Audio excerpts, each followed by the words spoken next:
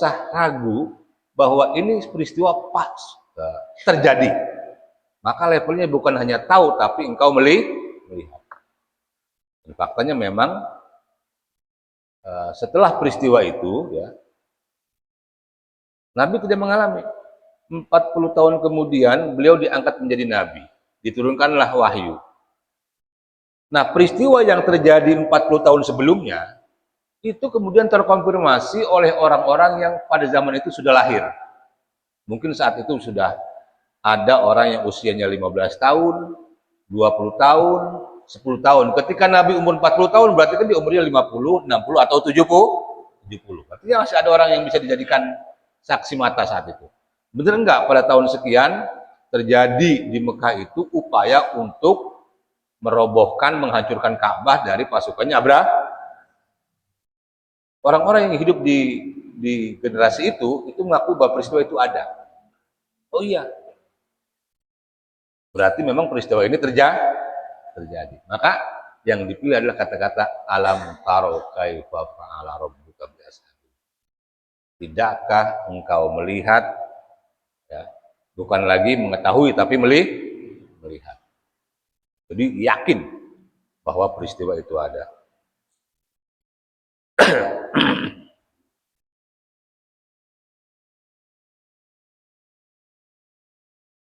Walimadza taraka kalimat alam ta'lam wa atabi alam taro. Kenapa Allah tidak menggunakan kata-kata alam ta'lam tapi menggunakan kata-kata alam taro? Tadi li'anna wasail ilmi indal basar al hawas awalan. Karena perangkat untuk mengetahui sesuatu bagi manusia, ya, itu adalah al hawas tadi, panca indera. Baru kemudian diolah menjadi sebuah keyakinan. Karena yang diketahui oleh indera ini itu belum tentu benar.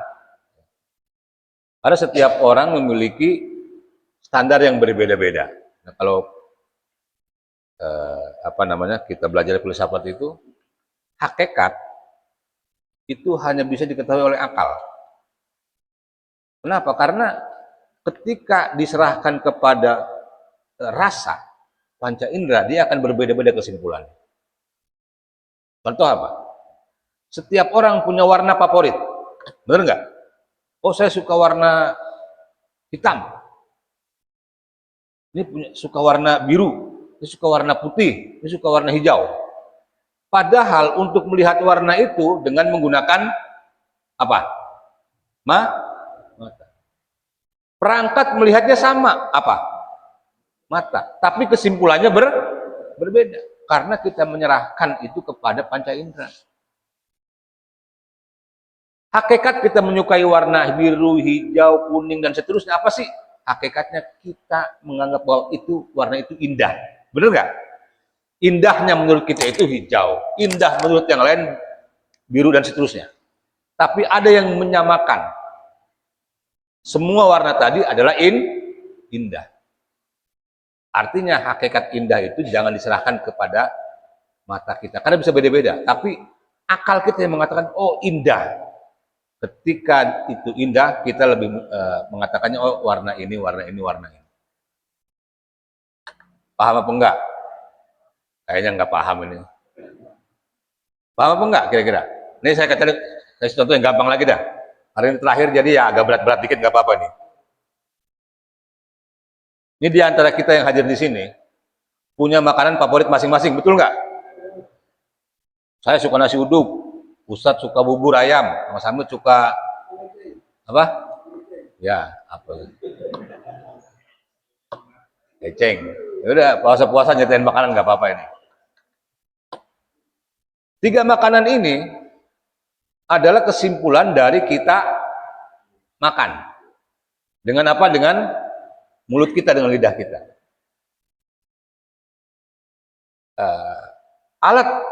Perangkat yang digunakan itu sama. Itu mulut. Tetapi ketika dia makan, maka kesimpulannya berbeda. Oh, menurut saya yang paling enak itu nasi uduk. Oh, menurut saya yang paling enak itu bubur. Oh, menurut saya yang paling enak itu eceng, gondok, gitu misalnya. Padahal ketiga-tiga ini itu kesimpulannya apa tadi? enak. Tapi enak menurut saya itu adalah nasi uduk, enak menurut orang ini adalah makanan ini. Tapi kesimpulan, nah enak ini itu soal apa coba? Rasa atau akal? Akal, bukan rasa. Kan rasa beda-beda kesimpulannya. Kita bilang enak, itu kita semua sepakat enak itu apa, kita sepakat. Tetapi ketika diungkapkan itu beda-beda. Yang paling gampang lagi nih. Indah. Indah itu adalah kesimpulan. Bentuknya bisa beda. Indah menurut Bang Samit, pantai. Oh enggak, saya nggak suka pantai, panas. Indah menurut saya itu adalah puncak. Ada pohon, ada ini. Yang lain beda lagi kesimpulannya. Oh, indah menurut saya itu bukannya yang lain, pemandangan yang lain. Padahal melihatnya sama-sama menggunakan mata, tapi kesimpulannya berbeda. Ini orang Betawi kalau ngelihat sumur nih, airnya bening. Di sumur airnya cakep banget kata dia. Dia ngeliat perempuan cakep. Lebih apa persamaan perempuan dan air sumur coba? Sama enggak? Fisiknya sama apa enggak? Beda. Tapi rasa yang diperoleh sama. Sehingga menyimpulkan perkataan yang sama. Bingung dah semua dah. Ini kuliahnya lama ini, nggak sebentar. Mau paham pagi ini ya nggak bisa, harus.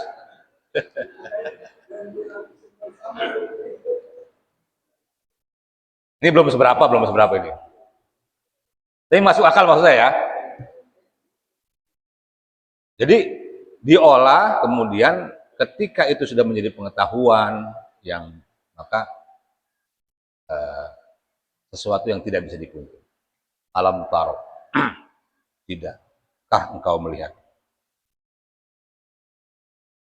Li'anna wasailal ilmi indal basar al hawas awalan sumal ma'kulat.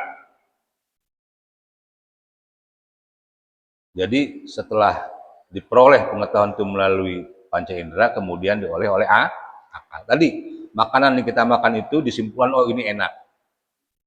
Pemandangan yang kita lihat ini kita simpulkan indah dan seterusnya, gitu ya. Itu disimpulkan melalui akal. Karena prinsipnya secara akal manusia itu sepakat. Yang tidak sepakat ketika diserahkan kepada panca indera, itu aja sebetulnya. Maka jangan heran kalau orang punya selera berbeda-beda. Selera makanan, selera pasangan itu beda-beda. Kenapa sih lu suka sama orang itu? Begini-begini. Enggak, menurut saya dia cantik, menurut saya dia ganteng, selesai. Cuman ukuran gantengnya beda, yang satu bilang. Dan di dunia ini jangan salah, beda-beda loh. Ukuran ganteng dan cantik itu beda-beda. Saya pernah tanya orang hitam itu, dia paling suka dengan perempuan yang paling hitam. Padahal menurut kita kecantikan itu adalah kulitnya putih. Ada orang Mauritania namanya. Mauritania itu negara dekat Maroko. Itu laki-lakinya senang dengan perempuan yang badannya gemuk. Itu nggak laku obat pelangsing di sana itu. Orang bule, kenapa kalau di Indonesia itu suka berjemur? Kenapa coba? Karena dia pengen kulitnya sama matang. Kita mati-matian pengen putih. Iya enggak? Orang bule itu kalau dia jemur kulitnya coklat, wah seneng dia. Wah, itu kulit estetik kata dia. Padahal kita mati-matian pengen putih. Tandanya beda-beda. Berikutnya, alam taro kaifa fa'ala rabbuka. Fa'ala rabbuka. Ini menarik lagi.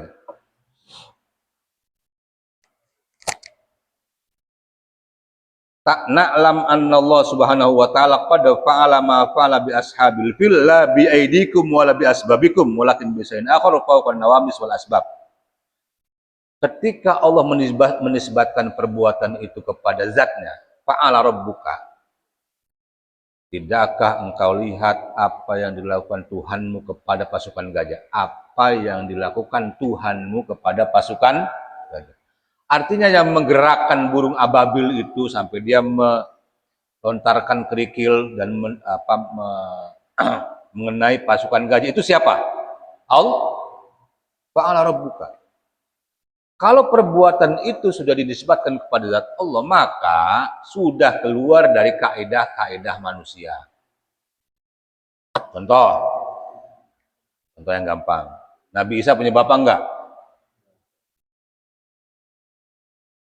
Hukum manusia, orang lahir itu dari bapak dan ibu, atau minimal laki-laki perempuan.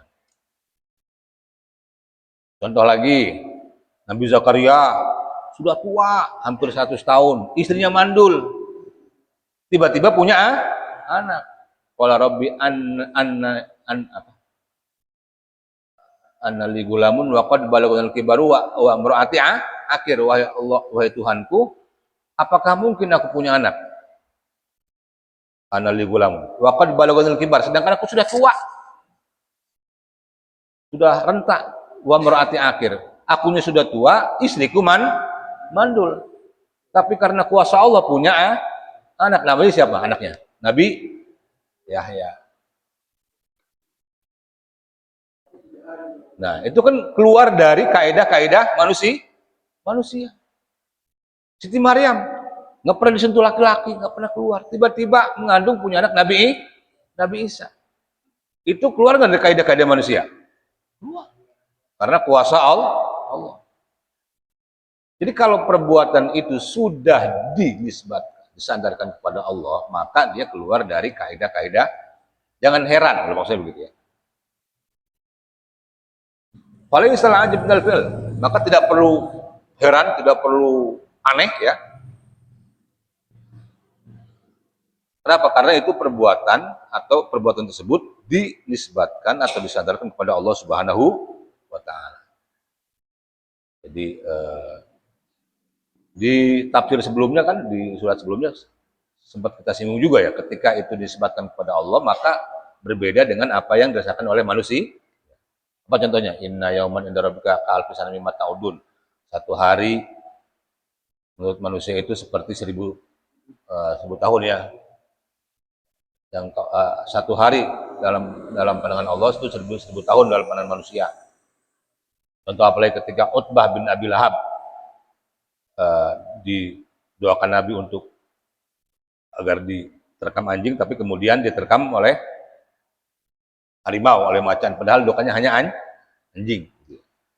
Allahumma shallit alaihi kalban min kilabik. Ya Allah, kirimkanlah seekor anjing darimu untuk menggigit atau menerkam si Utbah bin Abi Lahab. Tapi kemudian justru yang meninggal dalam perjalanan menuju Syam bukan oleh anjing, tapi oleh yang lebih dahsyat lagi dari anjing. Kata tadi, kalban min kilabika. Jadi ketika peristiwa itu dinisbatkan kepada perbuatan Allah Subhanahu wa taala, maka tidak ada yang aneh. Oh, bagaimana mungkin Nabi Musa lari dari Mesir itu menjembragi lautan hanya dengan membelahnya dengan tongkat. Nggak masuk akal. Ya nggak masuk akal kalau itu diukur oleh kemampuan manusia. Nggak masuk akal. Padahal banyak juga perbuatan manusia yang dulu dilakukan yang menurut kita sekarang nggak masuk akal. Contohnya peradaban dunia. Bagaimana cara orang dulu membangun candi Borobudur? Belum ada pemborong, belum ada material, belum ada si angwi, belum ada semen dan sebagainya. Kok bisa? Bagaimana peradaban Firaun dulu membangun piramid yang begitu besar, belum ada semen, belum ada konstruksi bangunan seperti sekarang, belum ada alat berat. Kok bisa? Padahal itu perbuatan manusia, apalagi kalau perbuatan itu disandarkan kepada Allah Subhanahu wa taala. Bagaimana mungkin ada sekelompok burung tiba-tiba bisa menggagalkan sebuah penyerangan yang dahsyat dari Abraha? Hanya bermodalkan senjata kerikil. Yang satu di paru, yang dua ada di cakarnya. Dan ketika kerikil itu mengenai pasukan gajah, kemudian pasukan itu seperti melepuh. Nah, kemudian yang tidak percaya mengatakan sebetulnya itu bukan begitu ceritanya, itu didramatisir aja katanya gitu ya. Kenapa? Karena itu kan kayak virus aja itu katanya. Kemudian ditafsirkanlah dengan cara yang rasional. Oh itu bukan burung ababil, nggak ada itu tanda-tanda seperti itu. Itu ya kayak penyakit, wabah dan seterusnya lah gitu ya. Ada juga yang meragukan tentang bagaimana mungkin Laut Merah yang begitu luas terbelah oleh hanya tongkat Firaun gitu. Tapi sekali lagi, kalau perbuatan itu disandarkan kepada Allah, maka keluar dari kaedah-kaedah manusia. Siti Maryam tidak pernah keluar, tidak pernah ada yang ngirim makanan. Ketika dibuka kamarnya banyak makanan. Ini punyamu Maryam? Iya. Anna laki hadza, apakah makanan punyamu? Wa min indillah, itu dari Allah Subhanahu wa taala. Makanan itu iya, tapi itu diberikan oleh Allah kepada. Gimana caranya? Ya nggak tahu. Tapi bukan cerita-cerita Habib juga yang tiba-tiba di kamarnya dikirimin makanan gitu ya. Atau rantai dari langit dan lain sebagainya, bukan begitu ya. Jadi ketika perbuatan itu disadar kepada Allah, maka dia keluar dari kaidah-kaidah manusia. Faka'annahu subhanahu wa ta'ala yusiru ila anna alladhi fa'ala hadha bi ashabil fil huwa rabbuk ay mutawalli. Maka ketika itu disandarkan kepada Allah Subhanahu wa taala, tidak perlu heran. Ya ada ilmuwan-ilmuwan atau bahkan ulama-ulama yang berpendapat mencoba menafsirkan dalam bentuk lain ya. Misalnya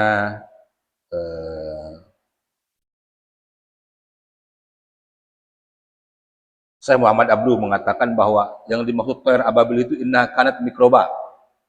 Jadi semacam virus atau jadi semacam penyakit cacar ya. Jadi mencoba dirasionalkan supaya enggak oh ini memang terjadi gitu, padahal lebih dahsyat dari itu. Jadi ketika sesuatu perbuatan itu disandarkan kepada Allah, maka kita tidak perlu heran dan ragu. Kenapa? Karena itu terjadi di luar kaedah-kaedah yang berlaku pada manusia, karena kekuatan Allah Maha Dahsyat. Kemudian alam naj'al kaidahum fi tadlir wa arsala alaihim taran ababil tarmihim bihijaratin min sijil fajalhum kasfin ma'kul. Jadi diceritakan setelah dikirim burung ababil, kemudian senjata kerikil-kerikil tadi itu mengenai pasukan gajah, mereka seperti terkena peluru panas ya, lari tunggang langgang, dan upaya untuk penguasaan atau menghancurkan Ka'bah itu gagal total oleh pasukan Abraha yang saat itu digambarkan memiliki pasukan yang sangat besar sekali, dan penduduk Makkah waktu itu kalaupun melawan itu pasti tidak akan menang. Mereka sudah pasrah. Jadi kakeknya Nabi Muhammad ya, Abdul Muthalib, saat itu ketika diambil binatang ternaknya dengan maksud untuk memancing agar mereka datang. Ketika datang, Abdul Muthalib hanya minta, mana ternak saya? Kembalikan. Kata Abraha, katanya ente pemimpin. Ketika Ka'bah saya mau serang, ente malah mementingkan ternak ente, bukan Ka'bahnya. Oh, saya nggak begitu. Ternak itu saya yang punya. Kalau Ka'bah itu Allah yang punya. Pasti Allah punya cara untuk menjaga rumahnya. Terjadi. Karena saya bertanggung jawab dengan ternak saya, yang saya minta hanya ternak saya, mana itu onta saya, mana kambing saya, mana kuda saya. Urusan Ka'bah itu adalah urusannya Allah Subhanahu wa taala. Karena itu yang punya Allah, pasti Allah yang akan menjaganya. Dan terbukti kemudian terjadilah peristiwa penyerangan tersebut dan gagal karena kemudian dikirimkan sekelompok burung yang membawa kerikil-kerikil panas yang bisa menghantam mundur pasukan Abraha dengan pasukan gajah. Saya kira itu singkatnya ya. Kalau kita bahas satu persatu ini ya kayaknya lumayan, karena setiap kata dalam Quran itu memiliki alasan kenapa menggunakan ini. Dan ini untuk membahas satu ayat saja itu sampai ada yang 2 halaman. Jadi saya persingkat aja ya, tapi inti tadi bahwa peristiwa ini terjadi, kemudian ketika satu perbuatan disandarkan, dinisbatkan kepada Allah, pasti akan kekuatannya keluar dari ketentuan-ketentuan atau kaidah-kaidah yang ada pada makhluk. Saya kira terima kasih. Assalamualaikum warahmatullahi wabarakatuh. Sekarang saya tanya, yang menyebabkan ada masjid itu yang pertama apa yang kedua? Nah, yaudah. Kalau dia nggak bikin masjid di situ, kira-kira ada masjid nggak? Kalau yang kedua kan tinggal nerusin. Dapat pahala nggak? Ya pasti dapat pahala juga yang kedua. Tapi maksudnya tidak serta-merta menghapus jejak yang pertama. Oleh karena itu dalam bahasa itu ada ungkapan al-fadlu lil mubtadi wa in ahsanal muqtadi. Al-fadlu lil mubtadi wa in ahsanal muqtadi. Masjid ini meskipun mungkin jejak perintis masjid ini udah nggak ada sekarang jejaknya ya. Tetapi ada masjid di sini kira-kira gara-gara siapa?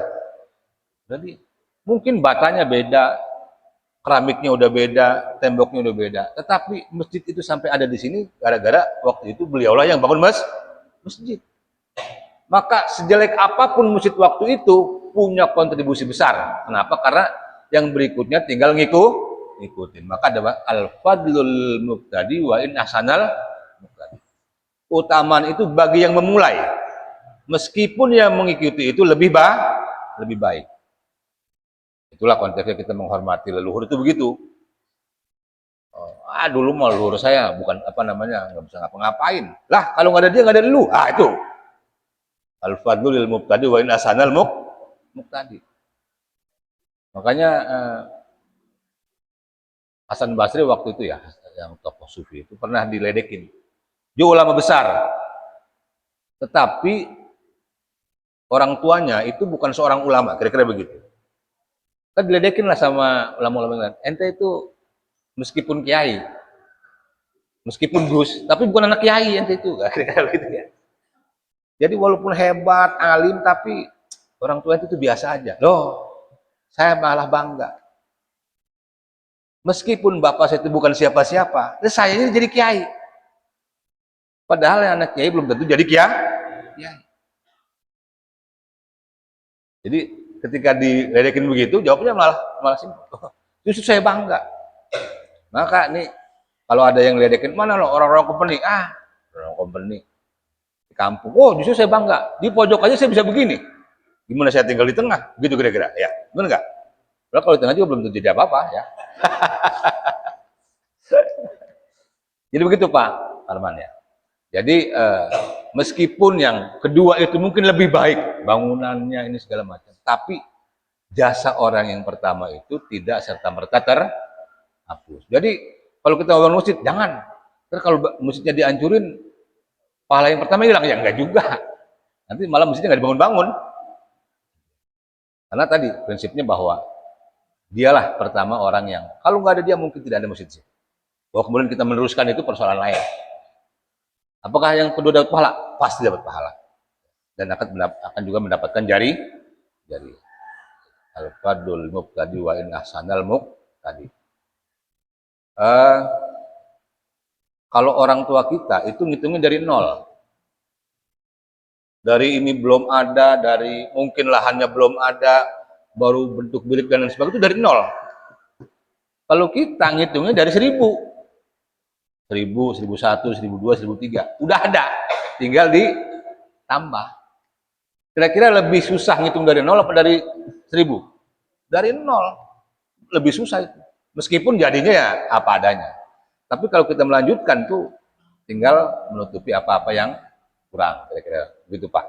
Insya Allah amalnya, pahalanya tidak terhapus. Maka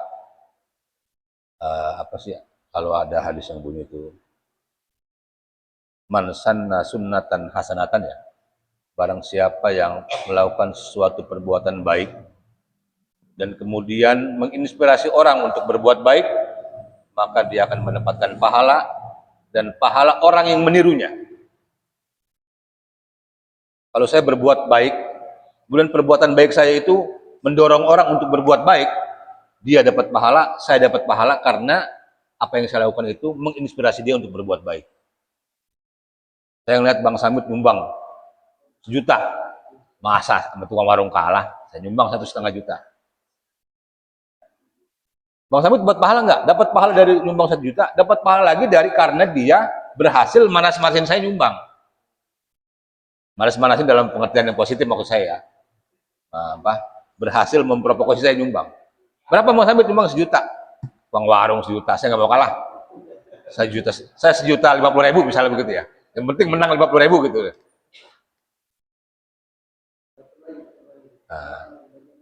Apa? Dapat pahala nyumbangnya, dapat pahala menginspirasi orang lain untuk melakukan perbuatan baik. Pokoknya saya nggak mau kalah. Kalau dia 1 juta, saya 1.005.000. Yang penting kan lebih dikit nggak apa-apa. Tapi beliau dapat pahala 2 tadi.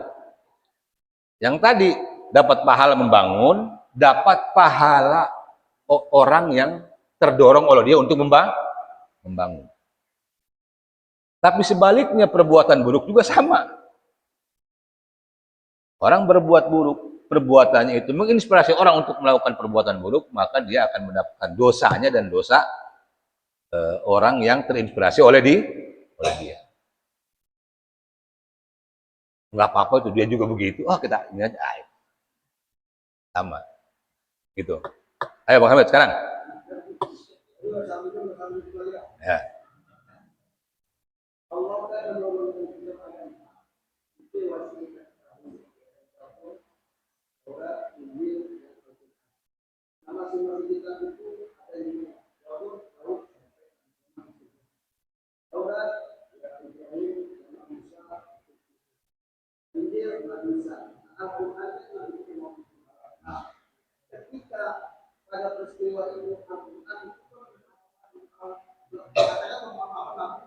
Ya.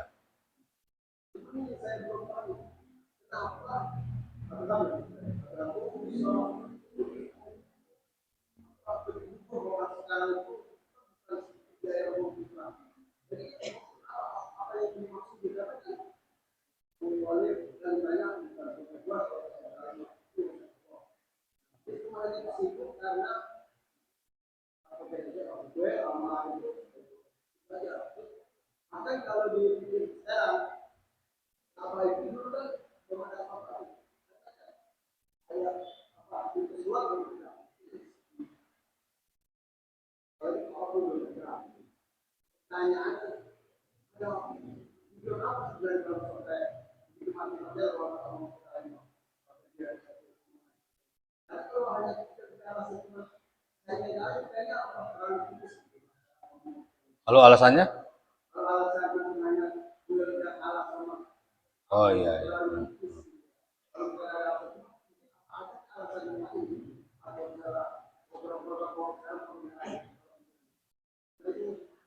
Iya. Jadi memang tempat ibadah pertama itu ayyu masjidin bunya awal Masjidil Haram. Masjid pertama, masjid mana yang pertama dibangun? Jawabannya Masjidil Haram. Summa ai, kemudian apa? Masjidil Aqsa setelah 40 tahun. Kemudian masjid yang pertama ba'da arba'in sana. Kemudian dia pun jelas inna awala baiti udi alinnas alladzi di Bakkah. Awala baiti udi alinnas. Jadi rumah ibadah pertama itu yang dibangun adalah Ka'bah. Jadi kalau dilihat dari riwayat-riwayat ini jelas Ka'bah itu punya haibah, punya kehebatan, kelebihan itu memang bukan dari bentuk bangunannya, tapi dari kelebihan yang diberikan oleh Allah Subhanahu wa taala. Sehingga ya bukan hanya bangunan ya, bahkan manusia pun, manusia itu kan diberikan kekuasaan oleh Allah, dicabut kekuasaan juga oleh Allah. Ada orang yang kelihatannya tampangnya biasa, keadaan ekonominya biasa, tapi kok orang respect sama dia, itu apa kira-kira? Ya, ada hal lain yang dia miliki yang tidak dimiliki oleh orang lain. Jadi nggak bisa disetting. Kalau memang Allah sudah memberikan ini kepada Ka'bah, maka tidak akan bisa disaingi dengan bangunan-bangunan yang lain. Sekali lagi, kalau ukurannya adalah bentuk, ukurannya adalah kemewahan dan kemegahan, maka lebih banyak bangunan yang seperti itu dibanding dengan Ka'bah yang sekarang. Bahkan saat itu, kenapa kemudian Abraha bikin? Karena dia meyakini bahwa Kalau saya bikin bangunan yang lebih mewah dari Ka'bah, pasti orang akan ke sini. Kalau orang akan ke sini, berarti kan keuntungan itu ada di saya. Pas yang datang, banyak penziarah, banyak income, dan lain sebagainya. Tapi ternyata gagal. Kenapa? Karena yang dimiliki Ka'bah itu bukan kemegahan, bukan kemewahan, tapi kelebihan yang diberikan oleh Allah Subhanahu wa Ta'ala. Dan itu sejak pertama dibangun. Bahkan kafir Quraisy pun sangat menghormati Ka'bah dengan cara yang salah tentunya ya. Misalnya dengan membangun patung-patung yang di sekeliling Ka'bah itu ada 300 patung lebih. Kemudian dengan cara mengorbankan binatang sembelihan ya dengan cara yang salah gitu ya. Tapi intinya mereka mengagungkan. Bahkan saya pernah juga sampaikan orang Arab itu meskipun ya sebagian dari mereka saat itu mencari rezeki dengan cara yang salah, dengan cara yang tidak baik, tetapi ketika mereka ingin merenovasi Ka'bah, mereka harus memastikan bahwa uang yang disumbangkan itu betul-betul berasal dari cara yang benar. Padahal sebelum ini mereka nyari duit ini asal aja, ada dari judi, ada dari segala macam. Tapi ketika mau bangun Ka'bah, mau merenovasi Ka'bah, sepakat ya, uang yang disumbangkan itu harus betul-betul clear dari hasil yang benar, bukan dari hasil nipu-nipu. Nah ternyata setelah di screening ya, uang hasil yang bersih itu dikit, sisanya lebih banyak dari hasil nipu. Apa buktinya? Bukti itu Hijri Ismail yang harusnya bagian dari Ka'bah itu kemudian tidak dibangun, hanya ada pondasinya saja. Itu karena duitnya kurang. Bukan duitnya kurang, tapi duit yang berasal dari cara yang benar itu yang kurang. Karena betul-betul dijaga kesucian Ka'bah. Jadi meskipun rada-rada, tapi giliran Ka'bah itu mereka komitmen. Pokoknya yang dipakai untuk bangun Ka'bah itu harus dipastikan uangnya diperoleh dengan cara yang benar. Ternyata uang yang diperoleh dengan cara benar itu ya gak banyak.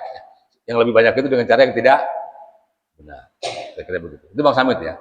Jadi kesuciannya, kehebatannya, daya tariknya dan sebagainya itu bukan dari bentuknya, tapi dari kalau mau dibandingkan dengan bangunan dari agama yang lain, ya biasa aja Ka'bah dari sisi bangunannya ya. Hanya kotak warna hitam, dari sisi arsitektur juga biasa sekali. Tapi kenapa orang ke sana? Itulah Allah SWT memberikan haibah, memberikan kelebihan kepada Ka'bah. Maka meskipun disaingi dengan bangunan yang lain dengan cara yang culas, tetap saja tidak bisa menyaingi kehebatan Ka'bah. Tuh. Mau bikin musola yang masih kecil begitu nggak usah di kayak musola Bang Samit itu walaupun kecil kan banyak juga yang sholat kan, penuh kan, ya kecil karena kecil itu penuh, kalau besar ya nggak penuh itu. Ya pintar bikin musola yang kecil, jadi yang sholat 10 orang itu kelihatan udah penuh kan. Ya. Silakan ada yang lain. Ya. Waalaikumsalam warahmatullahi wabarakatuh.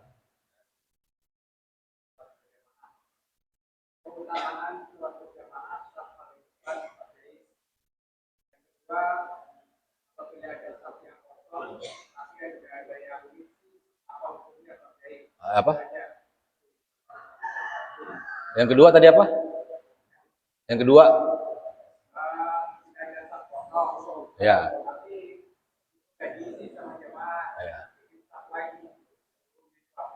Oh, ya. Ya, ini pertanyaannya sesuatu yang kelihatannya biasa tapi kita jarang melakukan. Sholat jamaah itu ya jelas dalam hal itu lebih baik daripada sholat sendiri dengan berapa? 27 keutamaan. Jadi nggak usah diragukan lagi kalau itu. Kalau sholat jamaah tinggal kita melakukan apa enggak gitu aja. Nah, bahkan kan dalam riwayat disebutkan la sholata di jaril masjid illa fil masjid.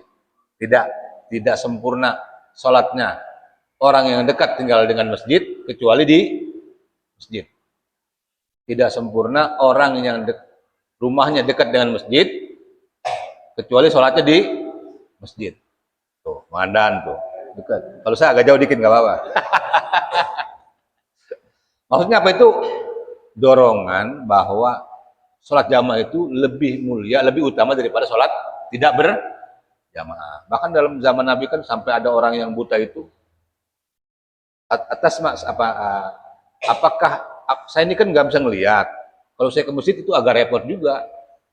Di zaman Nabi kan belum ada jalan khusus buat orang tunanetra kayak sekarang tuh kan. Kata Nabi, ente dengar azan nggak dengar? Ah, kalau dengar azan ke masjid. Apalagi sekarang pakai speaker, mana-mana itu suaranya. Meskipun yang sholat itu nggak banyak gitu ya. Jadi kalau pertanyaannya itu, ya pasti lebih diutamakan.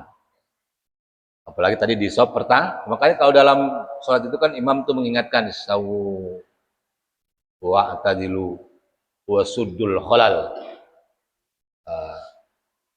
Luruskan, rapatkan dan tutup khalal, sap-sap yang masih kosong.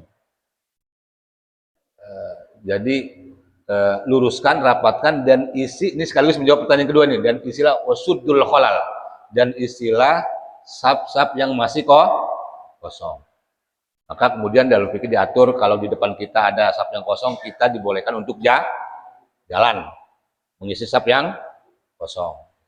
Dengan caranya itu ada melangkah, berhenti sebentar supaya tidak gerakannya berturut-turut. Karena kalau 3 kali gerakan dalam samping itu berturut-turut membatalkan sholat. Jadi kalau ada yang kosong di depan kita isi ya, dengan cara yang sudah diatur dalam fikih. Gitu, saya. Ada lagi tadi siapa? Ya, ya.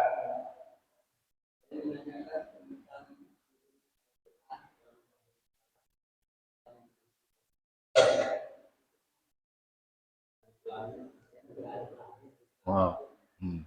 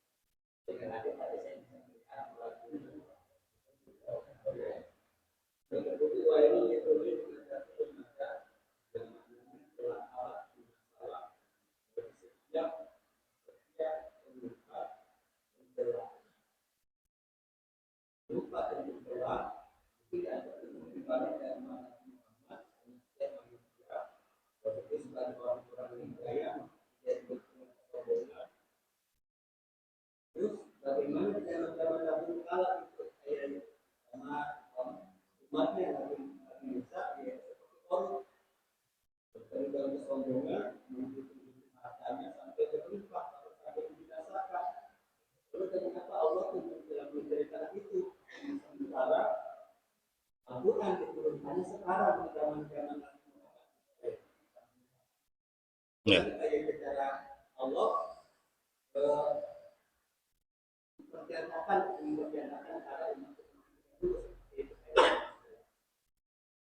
Ya, terima kasih. Yang pertama mengenai syakul kalam. Itu apa maknanya? Maksudnya apa gitu kira-kira ya? Syakul kalam itu konteks artinya. Jadi misalnya tulisan rojulun dengan rijlun itu kalau nggak dikasih harokat sama nggak? Sama nggak? Rojulun, rijlun. Kita bisa baca rojulun laki-laki, bisa baca rijlun. Rijlun itu apa artinya? Kaki, rojulun laki-laki, rijlun kaki. Ini kalau nggak ada harokatnya, itu orang bisa baca rojulun, bisa baca rijlun. Tapi kalau ada siak, orang tahu, oh ini bacanya rojulun. Ini bacanya rijlun.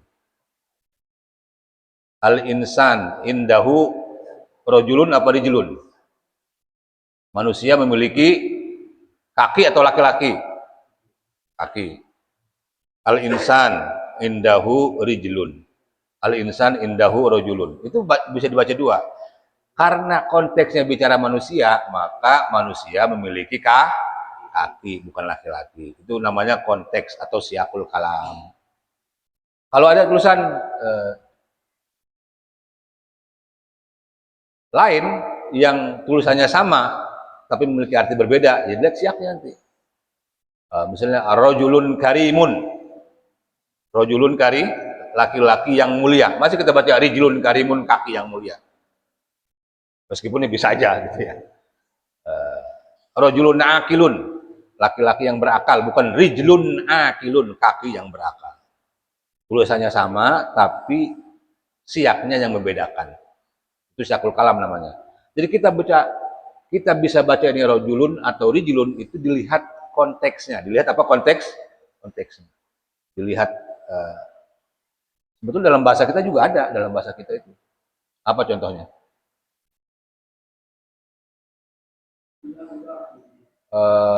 Apa kalimat yang sama tapi penggunaannya kayak ini deh. Masa dengan masa, beda nggak tuh? Beda apa enggak? Masa itu artinya waktu kan? Kalau S-nya 2 artinya apa? Hah? Apa? Masa itu artinya orang gitu kan? Digeruduk oleh masa gitu kan? Digeruduk oleh masa. Tapi artinya apa? Digeruduk oleh orang. Tapi kalau masa itu artinya apa? Waktu. Jadi bacaannya sama nggak tulisannya? Mirip ya, tapi artinya beda. Apalagi? Ya, yang satu SD2, yang satu satu gitu kan. Tapi kan apa ucapannya hampir sama. Yang membedakan tadi, hah? Ya, serang dengan serang. Tinggal di mana? Diserang, enggak bukan, diserang. Tulisannya kan mirip nggak? Atau bahkan sama. Jadi saya pergi ke Serang, oh berarti saya pergi ke kota Serang. Ya. Dia kemarin diserang, bukan? Maksudnya diserang. Jadi itu yang dimaksud dengan siakul kalam. Itu yang pertama. Yang kedua mengenai jadi saat itu, ya kalau Korun ceritanya jelas lah. Di Quran juga diceritakan tentang orang yang bahkan kuncinya pun kunci berangkasnya pun itu harus dibawa oleh banyak orang. Itu baru kuncinya itu, kunci berangkasnya sampai digotong kalau dibawa itu. Berarti kaya nggak tuh orang tuh? Kaya. Kalau kita juga sama, kuncinya digotong, kuncinya doang, isinya nggak ada. Nah, sebetulnya ketertarikan orang kepada harta itu, dia di masa mana saja terjadi. Oleh karena itu, meskipun situasi menggambarkan saat itu, maka saya jelaskan di situ adalah bahwa hal ini bisa berulang dimanapun dan kepada siapapun. Bukan hanya pada zaman Nabi, bukan hanya pada zaman Nabi Musa dan zaman Nabi yang lainnya, tapi dia bisa berulang di waktu-waktu yang lain dan bisa terjadi pada siapa saja. Itu yang saya jelaskan sejak awal tuh kemarin. Maka ketika orang itu sudah merasa besar dengan apa yang dia miliki, dia akan memandang orang lain remeh, lumaz, meremehkan, menghina, menganggap enteng, baik dengan sikap maupun dengan kata-kata, dengan gestur, dengan kata-kata dan sebagainya. Al-humaz wal lumaz. Jadi tidak hanya terpaku pada satu waktu saja, tetapi bisa berulang di waktu-waktu yang lain. Karena memang fitrah manusia itu ya ketertarikan kepada materi itu ya kuat, karena manusia sendiri adalah materi. Gitu.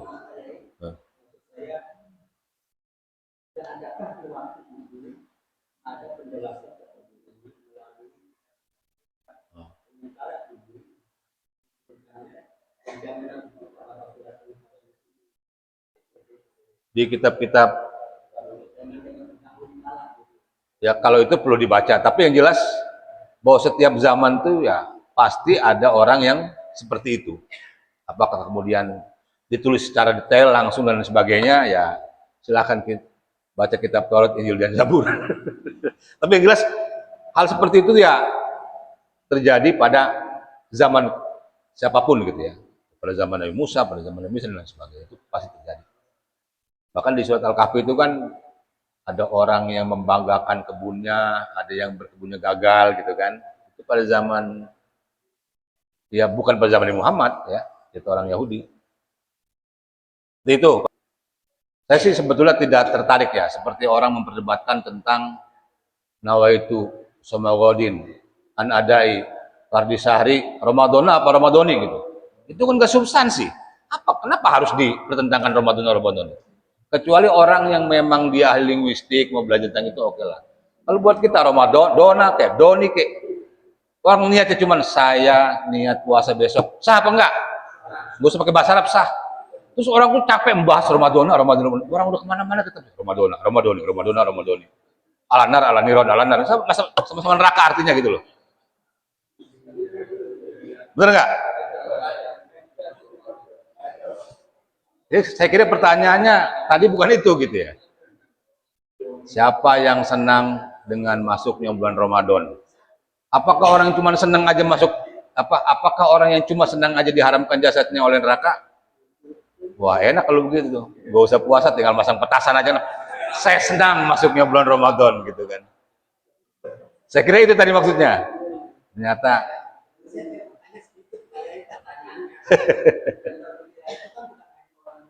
iya. Ya kan mau betul. Nah, itu bagus pertanyaan itu. Ada yang jual kembang api, jual petasan, jual makanan. Tapi motif bahagianya apa gitu? Kalau motif bahagianya, wah, kayaknya banyak yang apa namanya beli gorengan apa segala macam itu kan motifnya bukannya ibadah gitu ya. Ya kalau Abu Lahab Abu Lahab ya Abu Lahab ini menunjukkan bahwa konteksnya di saat itu adalah menjelaskan bahwa Nabi itu seorang yang membawa kabar gembira. Abu Lahab kenapa senang waktu itu? Dia nggak tahu bahwa nanti orang ini akan melawan kepercayaan yang dia yakini. Setelah dia tahu ya kagak senang juga akhirnya. Tapi minimal untuk menunjukkan bahwa Nabi itu adalah tokoh besar, Nabi yang besar dan lain sebagainya. Bahkan sekelas Abu Lahab pun yang sempat, ingat ya, sempat senang, itu mendapatkan kompensasi dari senangnya itu setiap hari Senin diistirahatkan dari neraka. Besok nih jadwalnya nih. Ya, terima kasih. Ya memang kelebihan kita. Jadi gini, boleh nggak kita bayar zakat langsung ke mustahik? Boleh. Boleh. Bahkan sebagian orang mengatakan itu lebih bagus karena ada ikatan langsung bahwa dan kita tahu persis kondisi yang bersangkutan. Lewat amil boleh nggak? Boleh juga. Nggak apa-apa. Nah, salah satu kelebihannya mungkin amil itu tahu peta siapa dan di mana orang-orang yang berhak diberikan zakat. Pak, jangan salah Pak, kalau orang-orang tertentu yang tinggal di komplek-komplek kali itu, dia nggak tahu orang susah di mana. Kalau kita tahu kenapa ya? Karena kita memang sehari-hari orang susah. Tapi kalau orang-orang yang nggak pernah bergaul dengan orang-orang susah, dia nggak tahu. Ini punya duit banyak, mau ngasih siapa? Bingung dia. Nah, paling gampang diberikan kepada amil. Kenapa? Amil yang tahu siapa yang berhak diberikan zakat. Jadi tinggal kita pilih, kita mau bayar langsung atau mau bayar kepada amil. Dua-duanya sama-sama boleh. Kalau ada orang yang tidak terlihat radar, ya, itulah pentingnya pendataan. Supaya zakat ini sasarannya betul-betul kepada 8 asnaf. Siapa itu? Al-fuqara, al-masakin, al-amilina 'alaiha amil, wal mu'allafatu qulubuhum. Wal mu'allafatu qulubuhum itu ya kalau konteks dulu itu kan konteksnya untuk mendukung yang bersangkutan ya. Kalau misalnya sekarang artis mu'alaf kayaknya banyakkan dia duitnya daripada kita gitu ya. Mungkin dalam bentuk yang berbeda. Tapi pemberian itu bukan persoalan materi, bahwa kita itu mendukung dia supaya dia betul-betul berada dalam komunitas yang tidak asing bagi dia. Jadi pemberian itu jangan dilihat nominalnya ya. Tapi dilihat jangan juga salah kayak panitia ya. Ada kiai dikasih amplop. Ini kiai jangan lihat isinya kata dia gitu. Oh, dia kan udah berdebat isinya berapa gitu. Padahal pesan panitia tadi apa? Jangan lihat isinya. Sampai dia jangan lihat isinya. Akhirnya dibuka juga penasaran kosong. Jadi bilang jangan lihat isinya, dibilang gitu ya. Nah, itu wafir rikob wal ghorimin. Wafir rikob itu kayak dulu budak ya. Al ghorimin orang yang punya utang.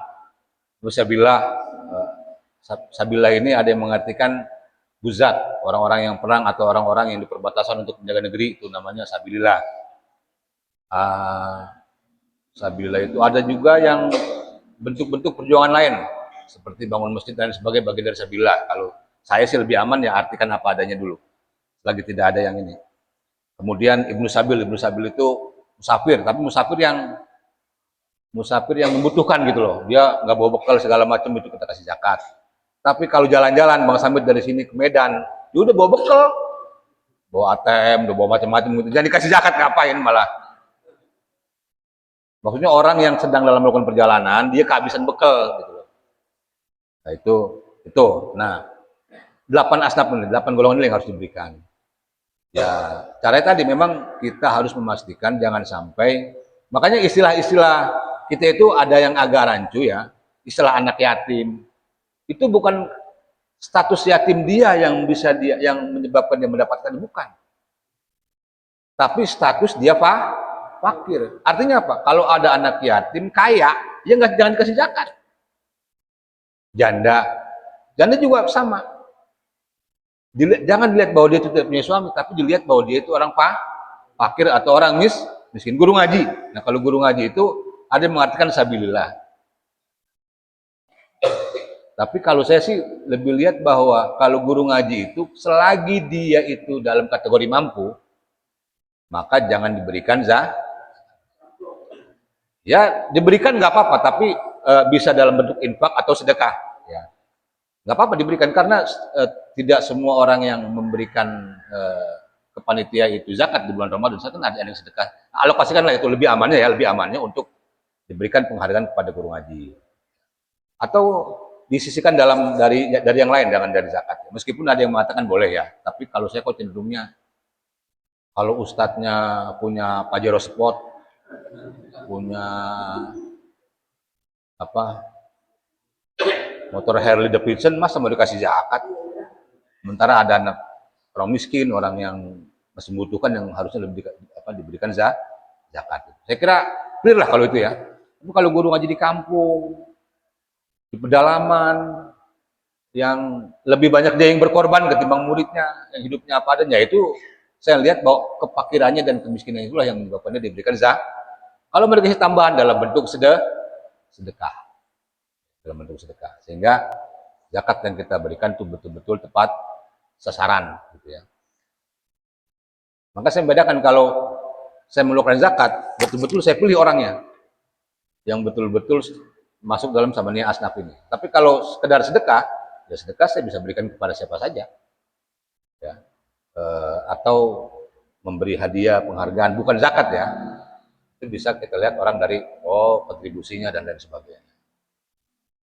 Itu ya. Yang ngasih itu nahkum bid-dhawahir. Kita hanya bisa menghukumi orang dari zohirnya saja. Kelihatannya susah, rumahnya reot, makannya pas-pasan segala macam, miskin lah di hadapan kita. Kita nggak tahu bahwa di dalam rumahnya itu mungkin di berangkasnya ada emas 1 kilo, kita nggak tahu. Tapi emang perlu kita ngelihat. Coba lihat dulu, jangan-jangan ada berangkas di dalam rumah ini. Kita hanya nahkum bid-dhawahir. Zohirnya dia itu perlu bantuan, kita bantu. Bahwa kemudian dia ternyata ngaku-ngaku, itu tanggung jawab dia. Gitu Bang Samit. Oh ya, nggak ada masalah.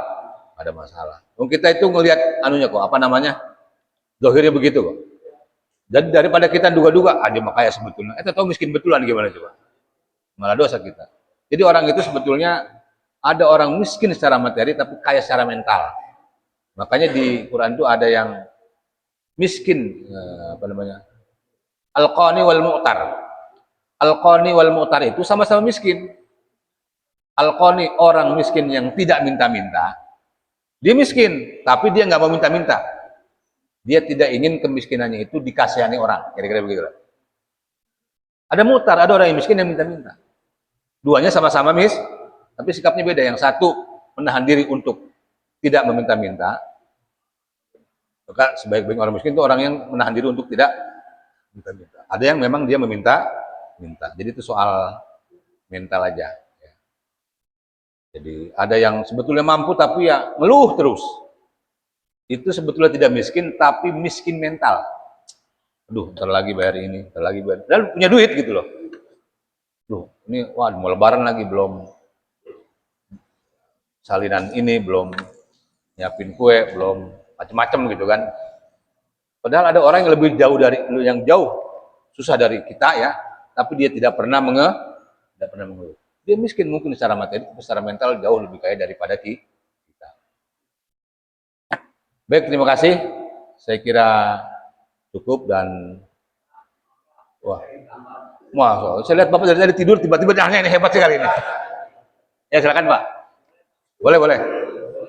Lupa. Lupa bayar apa? Enggak, zakat apa?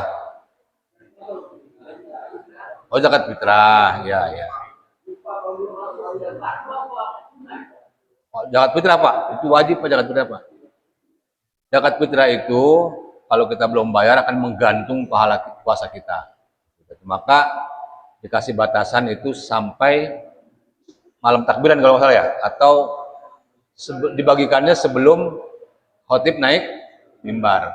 Bagi siapa? Bagi semua orang yang mendapati bulan Ramadan, bahkan bayi yang lahir di sekarang-karang ini atau nanti di hari akhir itu, di hari akhir bulan Ramadan itu diwajibkan membayar zakat fitrah. Sebetulnya namanya bukan zakat fitrah, zakatul fitr. Zakat fitr. Jadi ya jangan sampai lupa. Makanya kan ada yang membolehkan dibayarnya itu lebih dulu supaya kita nggak lupa Pak. Ya. Tapi kalau memang lupa ya, gimana namanya orang lupa gitu. Meskipun ketika dibayar itu jatuhnya bukan zakat lagi, tapi sedekah karena dia sudah lewat masa waktunya.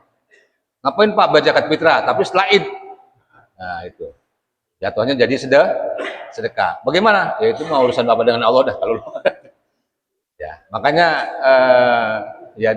kalau memang kita punya potensi lupa sebaiknya didahulukan. Tapi yang paling baik adalah yang Abdul itu diberikan tadi malam takbiran atau sebelum atau hari akhir puasa itu lebih baik. Jadi kalau yang lebih Abdul itu setelah terbit fajar hari Idul Fitri sampai sebelum pelaksanaan sholat Id, itu masih dikasih waktu Pak tuh. Antu adda qabla khurujin nas ila sholat, diberikan sebelum manusia keluar untuk melaksanakan sholat. Bapak mau bayar ke siapa gitu, udah susah.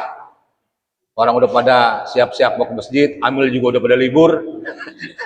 Makanya untuk jaga-jaga di waktu sebelumnya ya. Ada yang boleh sejak awal, ada yang boleh di pertengahan Ramadan ya. Ada yang boleh waktu wajib ketika matahari terbenam pada malam Idul Fitri. Jadi sebelum takbiran ya. Waktu afdol itu pagi hari Idul Fitri. Ya, tinggal pilih Pak. Ya, saya kira itu mudah-mudahan bermanfaat dan mudah-mudahan kita kembali bertemu di Ramadan yang akan datang. Amin ya rabbal alamin. Terima kasih. Wallahul muwaffiq ila aqwamit thoriq. Assalamualaikum warahmatullahi wabarakatuh.